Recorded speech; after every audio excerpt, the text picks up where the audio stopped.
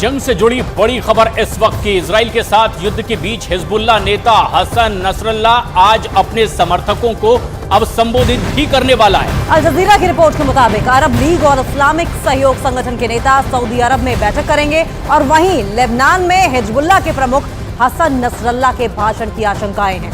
और इस भाषण से पहले ही हिजबुल्लाह ने एक वीडियो भी जारी किया है जिसमें नसरल्लाह की स्पीच का कुछ अंश भी है और हिजबुल्लाह के इजराइल पर हमले की तस्वीरें भी जारी की। और आपको बता दें आज 22 मुस्लिम देशों की बैठक होने वाली है और उससे पहले इस तरह का वीडियो जारी किया गया है। आशंका जताई जा रही है कि नसरल्लाह आज भारतीय समय अनुसार लगभग शाम के 6:30 बजे स्पीच दे सकता है।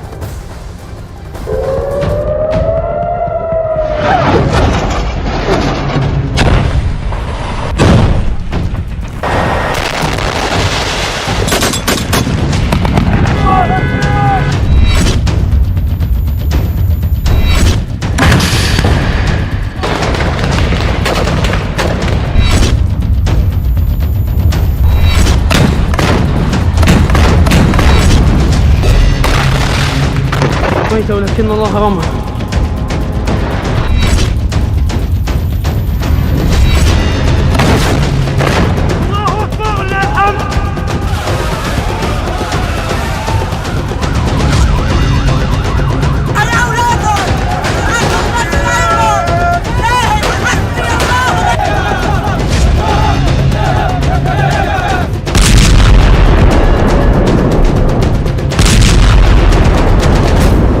ניצחון, מוכנים? כן! ऑपरेशन अल अक्सा की कसम, नहीं जीतेगा इजराइल। אנחנו הולכים לנצח בכל העוצמה, אתם מוכנים? כן!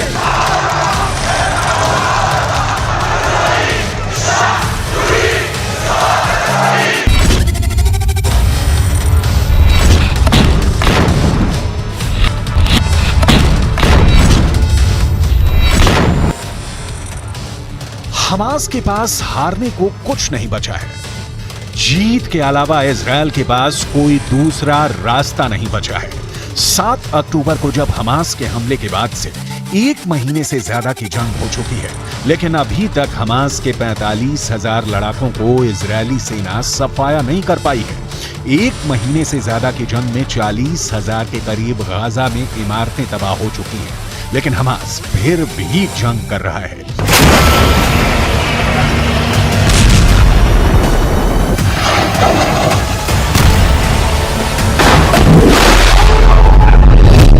इजरायल की वॉर कैबिनेट के दावों के मुताबिक 5,000 से ज्यादा हमास के लड़ाके मारे जा चुके हैं, लेकिन उसके बावजूद हमास लगातार उत्तरी गाजा में इजरायली सेना और उसके टैंकों पर जमकर हमले कर रहा है। आखिर हमास के हमले रुक क्यों नहीं रहे हैं? लेबनान की राजधानी बेरूत में बैठा हमास का प्रवक्ता अबू उबैदा डंके की चोट पर कह रहा है कि ऑपरेशन अल अक्सा की कसम, नहीं जीतेगा इजरायल।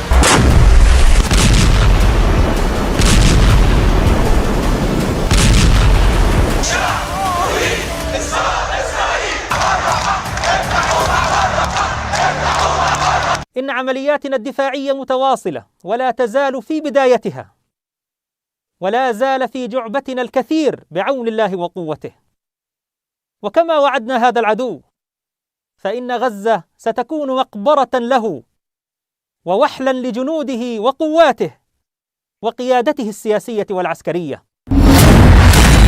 बुरादा नहीं, बारूद है हमास।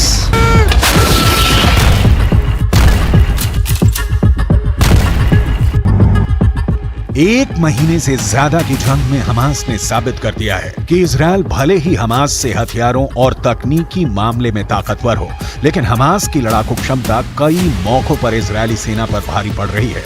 भले ही हमास के 70 के करीब टॉप और जूनियर कमांडर गए हों, लेकिन अभी भी 300 किलोमीटर की एरिया में फैली हमास की 1300 सुरंगों में 45,000 से ज्यादा हमास के आत्मघाती लड़ाके लगातार हमले कर रहे हैं। हमास के कई वीडियो में दिखाया गया है कि सुरंगों के जाल से निकलकर हमास के लड़ाकों ने इजरायली सेना, टैंक और भारी तोपखाने पर रॉकेट से घातक हमले किए हैं। अब आप ये भी जान लीजिए कि क्यों सुरंग युद्ध में हमास के लड़ाकों को महारत हासिल है। हमास के लड़ाकों के हाथों में ईरान के हथियार इजरायली सेना के लिए काल बन चुके हैं। जरा देखिए, हमास की मौजूदा सैन्य क्षमता देखें तो उसके पास ज्यादातर ईरान के दिए हथियार हैं। इजरायल पर मौजूदा हमले में फज्र 3 और फज्र 5 रॉकेट का इस्तेमाल किया जा रहा है। ये दोनों ही सतह से सतह पर मार करने वाली मिसाइलें हैं। इनमें से फज्र 3 43 किलोमीटर तक वार कर सकती है, जबकि फज्र 5 75 किलोमीटर तक तबाही मचा सकती है। ईरान से हमास को छोटी दूरी तक मार करने वाले रॉकेटों का जखीरा भी मिला है। इसके अलावा हमास हथगोलों और विस्फोटकों का जमकर इस्तेमाल कर रहा है। आरपीजी से सबसे ज्यादा हमले सुरंगों से हमास इजरायली सेना पर कर रहा है। विस्फोटक बेल्ट भी हमास के लड़ाके आईडीएफ के खिलाफ जमकर इस्तेमाल कर रहे हैं, जबकि एंटी टैंक मिसाइलें हमास का अचूक हथियार इस वक्त साबित हो रही हैं। كما تمكن سلاح البحرية في كتائب القسام بفضل الله تعالى من توجيه عدد من الهجمات ضد أهداف بحرية خلال الأيام الماضية قبالة سواحل قطاع غزة بواسطة توربيد العاصف الموجه عن بعد، والذي نكشف عن دخوله الخدمة لأول مرة خلال هذه المعركة. हमास को 30 डिग्री से मार रहा है इजरायल।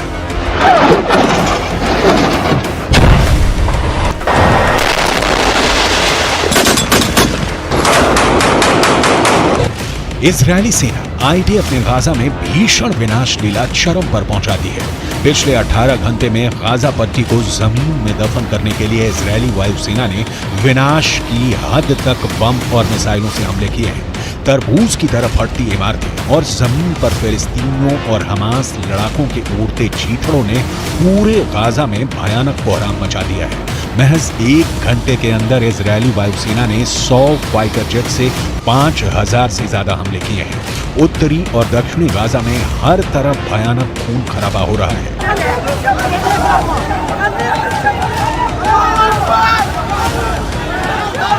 שנמצאים עכשיו בקו החזית, הם יודעים שהעם כולו עומד מאחוריהם. הם מבינים את גודל המשימה.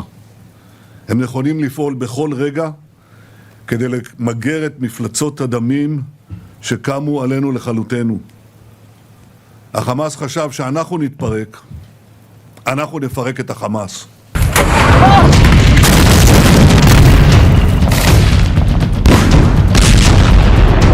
वहीं दूसरी तरफ